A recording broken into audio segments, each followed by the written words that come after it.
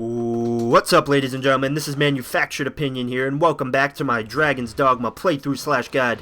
And today I am bringing you my Mystic Knight build, along with some tips and tricks on how you can build your perfect Mystic Knight. And a lot of stuff goes into this. It all depends on what you want your Mystic Knight to be doing at the end of the game. And this applies to all classes, all vocations, by the way. But I'm going to be specifically focusing on the Mystic Knight. So like I said, it all depends on what you want your Mystic Knight doing in the end game. Are you going to be using a staff? Do you want your Mystic Knight to have high magical attack? Or do you want your Mystic Knight to be better in melee situations? Or do you kind of want a balance in between so you can you have that option to be switching into the staff if you feel like it? Which I feel like that's how a lot of people feel, but I will go over all three of those options. And the first thing you're going to need to know, if you don't already know it, is that certain vocations gain certain stats from certain levels. So from level 1 to 10, your base vocations are going to, Fighter, Strider, and Mage, they're going to get certain stat gains. And then from level 10 to 100, the Advanced, Hybrid, and Base vocations, if you decide to keep them, get more certain stat gains. They're going to be lower than the previous level.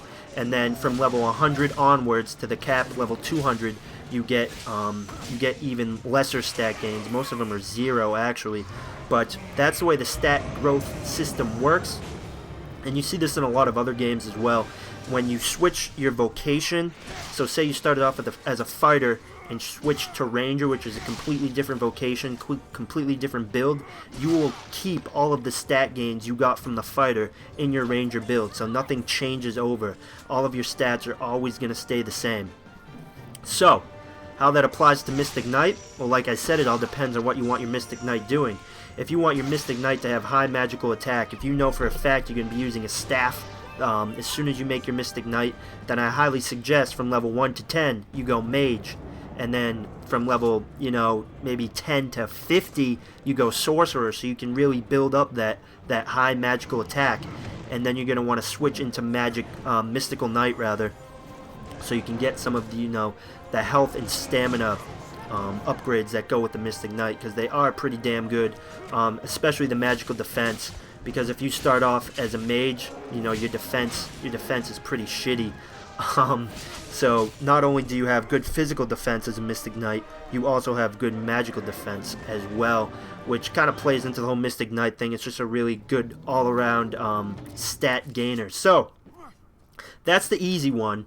When it gets into a little bit of a gray area is when you're deciding whether you want kind of a high attack build, high stamina, or high health. And like I said, you got to remember this. A lot of this can be augmented by the augments. So if you know going into end game that you're going to have an augment such as, autonomy, which increases your, I believe it's strength when you're going solo, and that's an assassin augment, level 9 augment. If you know you're going to be using that, maybe you want to, go Strider at the beginning of the game, which has the highest, along with the Fighter, the highest base stamina. Or you can decide to go Fighter if you want higher attack, and then once you get to level 10, you can go into the advanced vocations, and you can go Warrior, which is even higher attack. But what I did, and what I found to be a great way to build my Mystic Knight, is that a lot of them, you don't really necessarily need to be building up your magical attack unless you know for a fact you're going to be using staffs and you really want high magic output. Then I highly suggest you go Mage, Sorcerer to around level 50, and then go Mystic Knight from there to level 100, like I said earlier or previously. But if you're looking for a kind of a good strength, stamina build, and then hopefully getting some magical attack towards the end, which, like I said previously, Mystic Knight gets really good magical stats from level 50 onwards, or from level 10 onwards. But if you're going to want the high stamina and high attack, you're going to want to start as Strider. That's what I did. I started as Strider. The attack isn't as good as Fighter's. Base attack is 70. Base attack for Fighter is 80. But the stamina gains are better, and the health gains are almost on par with the Fighter from level 1 to 10. You get 25 basis points for health as a Strider from level 1 to 10, and you get 30 as a Fighter, so you're really not missing out too much in that regard.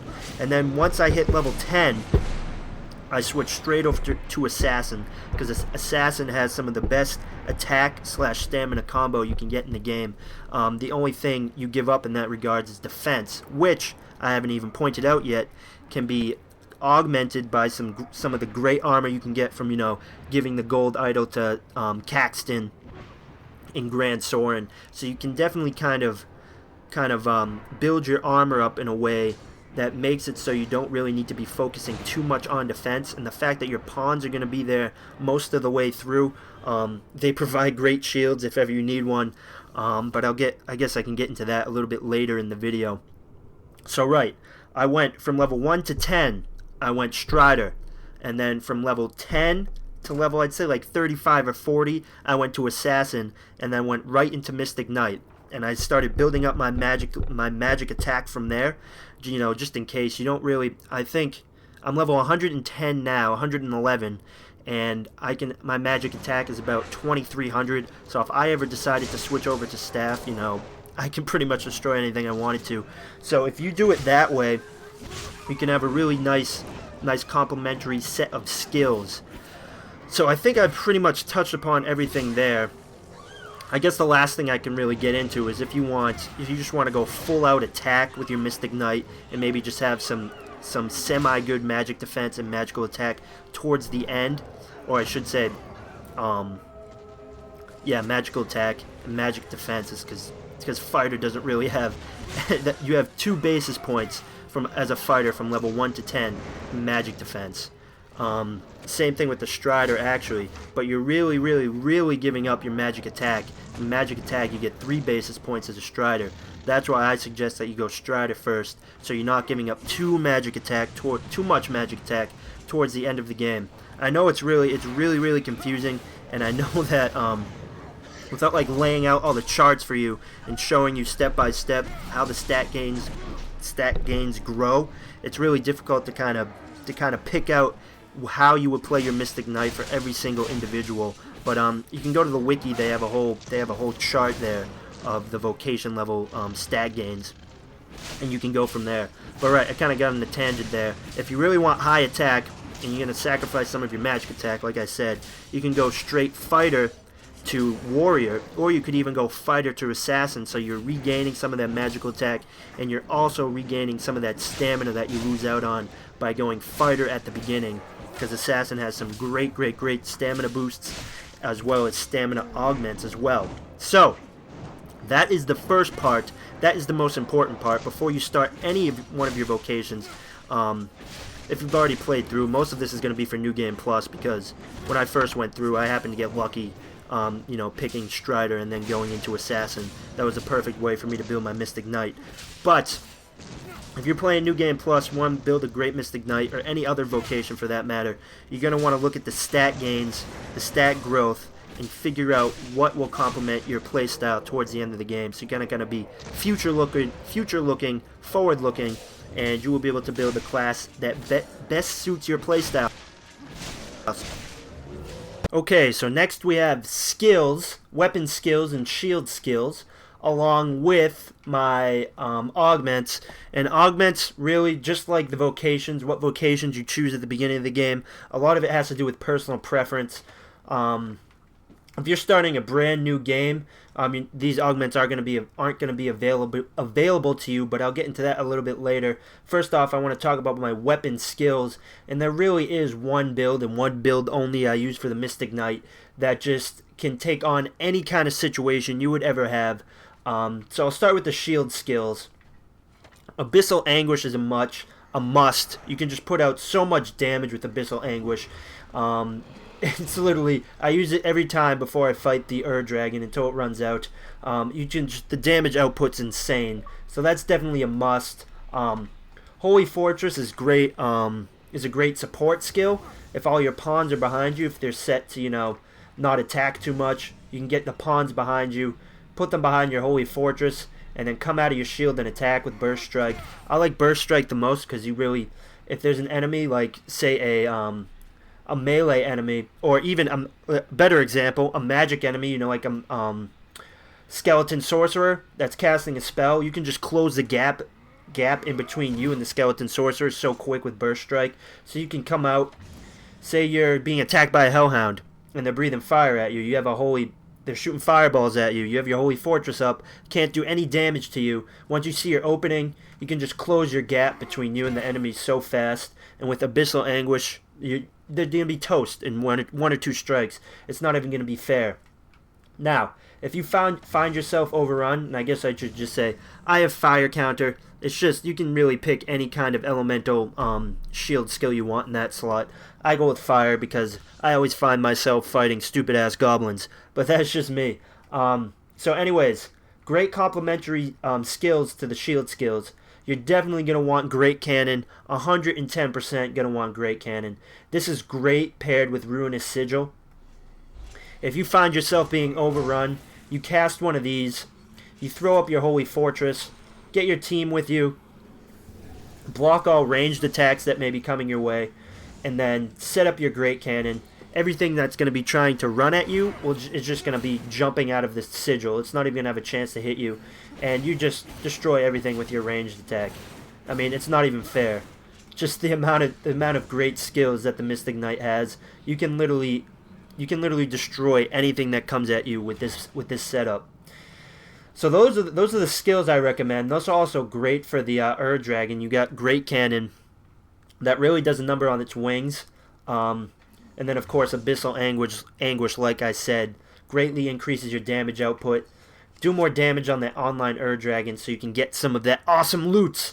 So those are my skills, and literally I don't switch out any of those skills. The one skill I may switch out, if I know that I'm going to be fighting flying enemies that piss the shit out of me, I will switch Burst Strike for Sky Rapture, so I can kind of jump up at them and hit them. But, you know, other than that, this is usually what I go with all the time, 110%. Nothing can beat this build. You can do this solo. You don't even need a pawn with these skills. So, that's that. I'm going to move on to Augments. Okay, so here we have my Augments, and next to picking what vocation you're going to be using at the beginning of the game, what vocation you're going to be switching to, and then, you know, switching into Mystic Knight after that, I would say this is probably the second most important thing next to what vocations you're going to be using, because these can make or break certain fights. Right here you see that I have a lot of high tier augments made for soloing mostly. You see these last four right here are all assassin augments that greatly increase my strength / magic / defenses at nighttime and when I have no pawns in my party. So I know a lot of you won't necessarily be at this location. You may be starting new games. You don't have access to these augments until later in the game, and you don't really have access to, you know, the proper way of leveling up, earning the least amount of experience but the fastest amount of discipline points to be able to get you to these augments without leveling you up and gaining the stats of the vocation that you don't really want. So to get I believe it was the Vehemence. I believe the Vehemence is a fighter's augment, or is that the warrior's one? I always forget. Vehemence is the fighter's level 8 augment and increases strength by 10%. So when I was using a fighter, I didn't necessarily want the stat gains from the fighter when I leveled up, so I had to kind of find a way to earn the least amount of experience but the most discipline points to be able to get the augment the fastest way possible without leveling up and gaining the stats from the fighter. So I do have a video on how to do that, but that is for the end game in Grand Soren after you defeat the final battle. There is another way to do it, which I don't have a video on, but there is a lich near the Great Wall, near the vendor that sells the Griffic Armor. I have a video on that, or one of the vendors that sells the Griffic Armor. I have a video on that. If you know the Great Wall is, if you go there at nighttime, there will be a lich there that summons an infinite amount of undead, and you can just keep killing those, earn the least amount of experience you can, but the most amount of discipline points per experience point. All of that is explained in my other video that I have, which I will post in the description. So with that said, I know a lot of you are going to be at the beginning of the game and not necessarily have access to these augments, so I'm just going to kind of go through the augments that I used when I was going through the game. Like I said in the beginning of the video, a lot of you are going to be playing differently. I haven't really played as a mage. I haven't really played as a sorcerer, so I'm not I'm not an expert on those augments. I've seen a couple other people use them. I've seen friends use them, but I can't really say that I have 100% knowledge of those augments. I actually went through most of the game not even really paying attention to augments, to be completely honest, until I got towards the end game, where they become really, really important when you're talking about higher level boss battles, such as the cockatrice and stuff. The augments will really help you in that regard. So not until then did I really start focusing on them, but I will just give you what I used up until the point. It was probably around like level 60 that I really started, or no, like 53 when I fought the final battle, when I really started focusing on, what kind of augments I was using. So, like I said, I started out as a Strider, so I went in dexterity and endurance for, a lot of the beginning of the game, and then when I switched over to Assassin at level 10, I used a lot of the augments that you see here now, entrancement, sanguinity, even bloodlust, and I ran around a lot at nighttime, even though the amount of enemies increases exponentially when you're running around at nighttime, which can be very hard if you're not used to the type of gameplay that's in this game. It can be difficult, but that's one of the things I did. Bloodlust is, you can get entrancement, sanguinity, and bloodlust at assassin level 2, 3, and 4. Vocation levels, I should say. So it's really not that difficult. Autonomy is level 9, so it's really hard to get there in that short of a span. But if you're looking, so from there, I switched to Mystic Knight, and I kind of got rid of the two Strider augments that I still had, and I really went into the support type build. The Mystic Knight has a lot of support augments. So if you're looking to solo with the Mystic Knight's augments, it's probably not a good idea, because a lot of the Mystic Knight's augments grants pawns certain abilities, certain stat gains, depending on what's happening to the pawn. So if your pawn gets downed and you restore them to health, they'll have more health when you restore them. Sanctuary, when your health is critical, defenses and magic defenses are raised by 1.5 times.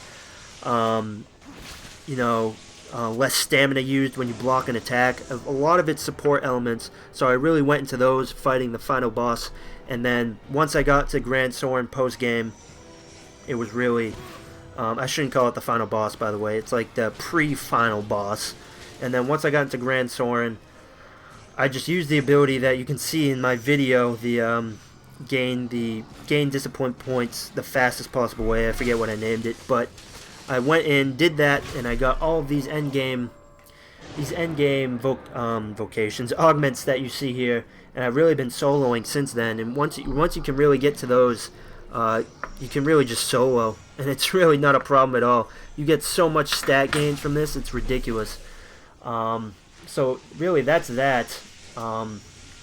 Like I said earlier, it's kind of hard because I went a certain path, and I haven't played the other paths. I haven't done a crazy magic attack, Mystic Knight, so I don't really know the magic augments too well. But I know my strength/stamina build with magic attack tacked on towards the end of the game. That's what I'm an expert at.